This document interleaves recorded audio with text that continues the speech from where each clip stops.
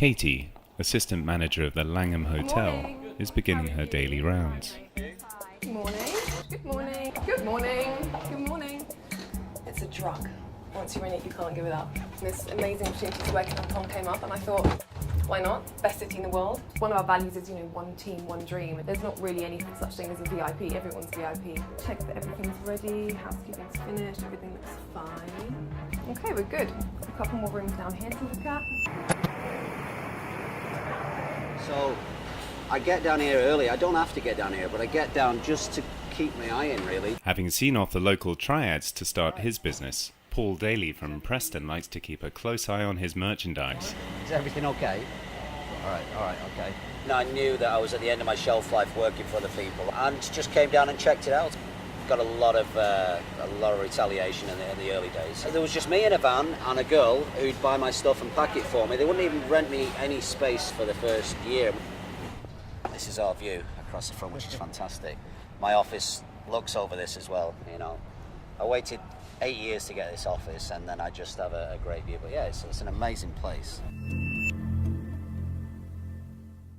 If it's hot and it's in Hong Kong, the Fitzpatrick brothers will be writing about it. Liam tells the town what to think, and Sean tells them what to wear. I come in here and I'm sort of like, I'm editor Nazi. I don't care who you think you are. If your piece comes to me for editing, I'm going to go for it. This way. A lot of the job and a lot of being a Tatler are the events. We can't do this job from our desks, Everyone's so drunk from quaffing champagne the night before. We have to be out, we have to about, we have to see people. And, this week is, case in point. There were like 5 parties on tonight. Like Polanyi's launching his exhibition. Yeah, I want to go to that. It's lunches, it's dinners, it's then a gallery opening, it's another gallery opening. In between all that socializing, you've got the day job to do. So getting in and firing off all those emails, and then going back out to a nice big lunch. And yeah, I don't think anyone really struggles with it. Billionaire Bonnie Gokson owns and runs Hong Kong's top night spot. I am from a retail family background. I was with Chanel Asia Pacific. I was the head of image. After that, no more fashion, and I started this. When I listen to socialite, it's just something that I don't think I am, because I really do work really hard. That's my little room. It's the tiniest office that you will ever see. I'm the most fussiest. I'm like, that piece of chocolate, why? It has to be that balance of the eye, in which I am very trained. Our fabulous HSBC. That's the old Supreme Court. That's the only thing left down there. Shoot over there. You don't need to shoot my face. How are you? Good. For big weddings in Hong Kong, Barney Chang is the go-to designer. It's gorgeous. Oh my gosh, whenever I get really skinny and I have some big thing to go to, I'm gonna... You have some big things there. Thanks a lot. They're different from Western weddings in that the bride definitely has to change at least 3 times. The entrance is in a wedding gown. They toast in a cheongsam, and they would have a going-away outfit. And they would need a dancing dress and evening wear. Well, what she told me that I have to invite all the fabulous people, and then I realized that oh my goodness, Douglas is not on the list, and you are fabulous people, So the most expensive gown we have done is not that much. It's probably the most expensive one would be $250,000. That's it. It's called Entre deux Mers. Because there's so many fake wines in China nowadays, when they see someone like this, they're like, okay, this is real. There's a French guy that has a company in Hong Kong, and that me being Chinese also helped, because there's a cross culture. They love that combination. Francois and Teresa left the city they loved, New York, to bring fine wine to the Chinese. Welcome to Hong Kong. She's taking French class. Oh, really? Only 3 weeks, so not yet to speak. After 11 years together, the reason why I love Hong Kong is because of her family, because of her. They take care of their parents and they take care of their grandparents, and I really, really love that spirit. But Hong Kong new generation is not about that.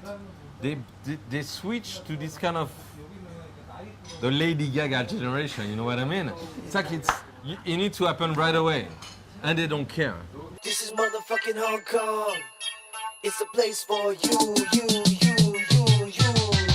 Hong Kong cover girl Alice B has a love-hate relationship with the city. When I'm working, I have to appeal to a local Hong Kong.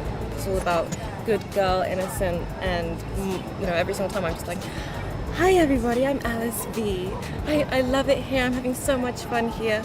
Which, inside I'm killing myself. This is motherfucking Hong Kong. It's a place for you. Sort of like velvet rope after velvet rope. It's like VIP area, VVIP area, celebrities area, and then there's another area where sort of Karl Lagerfeld will stand by himself or something.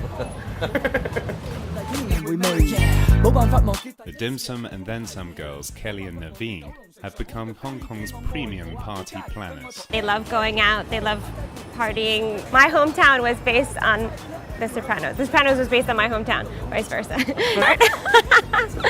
去晚饭在 China Club。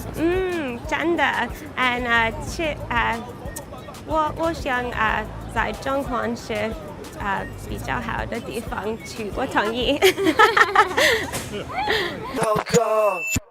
Good meetings, good outcomes. Drink with my friends after work. That's a great day for me. A day that finishes not too late and I can still feel like I have some sort of life. I'm still treated like I'm pretty much not going to be here next week. I'll get those looks. I love the dirt and the noise and the constant moving and everybody in your way and no sense of space. That's the joy of Hong Kong. But on the other level, there's the charm of you always have a seat. It's always air conditioned. It's always very clean. Everybody looks after one another, and that's the two faces of the city. I suppose for me is that it's everything you want in a city. Our Hong Kong is like, I call it the bubble. We're insulated in this kind of bubble. And then there's the great mass of the poor. Most of our population has been living in one room, working at a shitty factory job. And Hong Kong is very much like that. The beauty of Hong Kong is most people, and we're very privileged to have help. We have caregivers who live with us. And which enables you to have a good time all the time. If you want, you can have a good time all the time. You never get no.